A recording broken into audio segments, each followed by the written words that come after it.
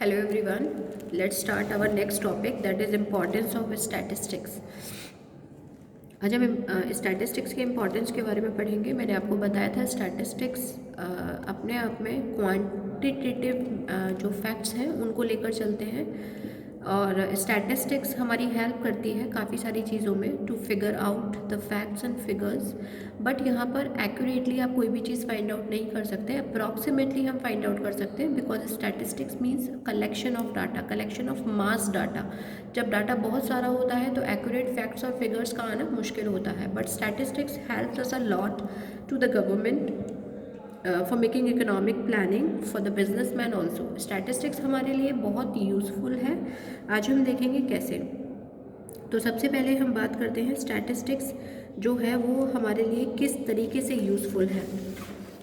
Statistics जो है it helps for the formulation of economic laws. जो भी आपके इकोनॉमिक में लॉज बनाए जाते हैं, आपने देखा होगा law of demand, law of supply, elasticity of demand, ये सारे laws, these laws are made up just because of the statistics. Statistics से हमने फाइंड आउट किया कि क्या डिमांड है, क्या प्राइस है, एंड देन वी कम कि हमें ये एक पर्टिकुलर लॉ बनाना चाहिए।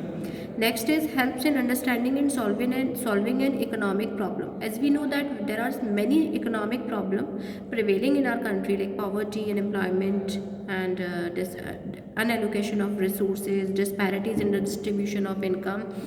तो ये हमें पता लगता है जब हम फिगर्स को फाइंड आउट करते हैं, जब हमारे सामने डाटा होता है, और उस डाटा की हेल्प से हम ये पता लगा पाते हैं कि प्रॉब्लम कहाँ है और अब हमें क्या क्या पॉलिसीज़ फ्रेम करनी चाहिए उसके लिए।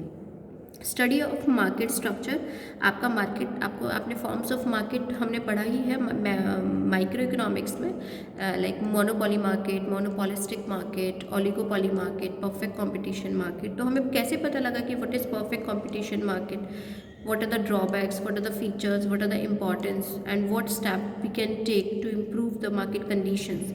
तो ये सब कुछ हमें इकोनॉमिक्स ही हेल्प करता है उसमें।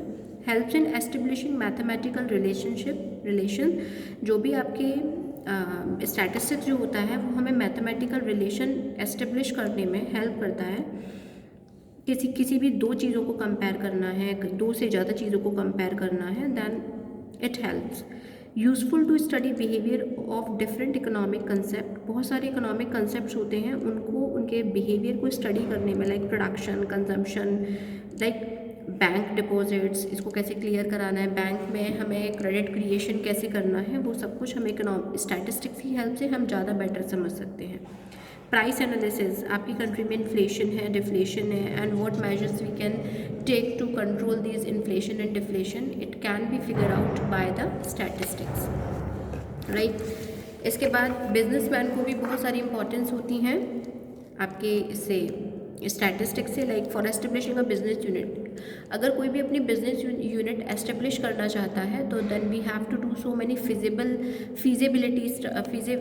फिजिबिलिटी स्टडीज़, और हमें देखना पड़ता है कि फिजिबिलिटी कैसी है, और वो हम स्टैटिस्टिक्स की हेल्प से ही फाइंड आउट कर सकते हैं। लाइक हमें कितना टैक्स पे करना पड़ेगा, वहाँ पर रिसोर्सेज अवेलेबल है या नहीं है, हम ये प्रॉफिटेबल, ये ऑर्गेनाइजेशन हमारे लिए प्रॉफिटेबल होगी या नहीं होगी, वो सब कुछ हम स्टैटिस्टिक्स में ही देखते हैं। For estimating the demand of the product, आपके प्रोडक्ट की डिमांड कितनी होगी, ये भी हम ट्रेंड से फाइंड आउट कर सकते हैं कि what trend, what demand and preferences, what demand is going on in the market, वो सब स्टैटिस्टिक्स की ही हेल्प से पॉसिबल है।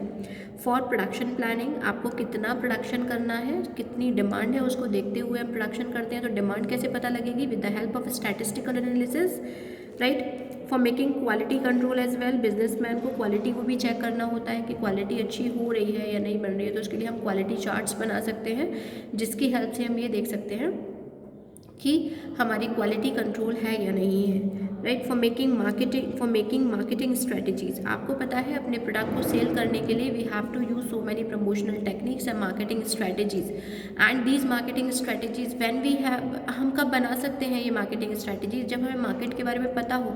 मार्केट का ट्रेंड कौन बताएगा हमको, स्टैटिस्टिक्स बताएगा, राइट। तो ये कुछ आपके इम्पॉर्टेंस है बिजनेस के लिए। अब हम बढ़ते हैं लास्ट टॉपिक की तरफ, the limitations of statistics. Statistics के कुछ लिमिटेशंस भी होते हैं, आपने अब तक सारे मेरिट्स पढ़े थे, statistics does not study qualitative phenomena. मैंने आपको बताया था कि स्टैटिस्टिक्स सिर्फ क्वांटिटी को लेकर चलती है, क्वालिटी लेकर, कौन कितना सुंदर है, कौन कितना प्रॉस्पेरस है, हम क्वांटिटेटिव टर्म्स में नहीं बता सकते हैं। ये क्वालिटीज़ हैं और quality can not be measured. Next is statistics does not deal with individual. Statistics कभी भी इंडिविजुअल पर्सन में डील नहीं करती। हमने स्टार्टिंग के फंक्शन में पढ़ा था स्टैटिस्टिक्स के कि ये हमेशा एग्रीगेट में बिलीव करती है, एग्रीगेट फैक्ट्स और फिगर्स में बिलीव करती है।